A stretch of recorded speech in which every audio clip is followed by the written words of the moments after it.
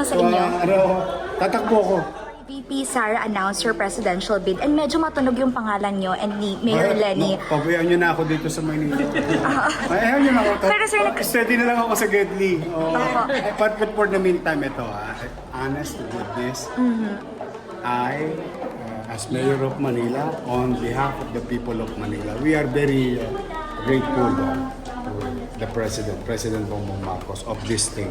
That's a wholehearted, grateful city of Manila, especially with our fiscal situation. I mean, cannot be denied anymore. But thank you talaga. Sobrang excited ako dito. Mayor, pero Sure. don't sa early pronouncement ni VP Sara. Do you see this advantage? Sa lokal lang po ako eh. sir, may mga kumakausap na sa inyo? Tatakbo ko. Mayor. Sige po. Thank you sa inyo. Okay po, thank you. Your Mayor.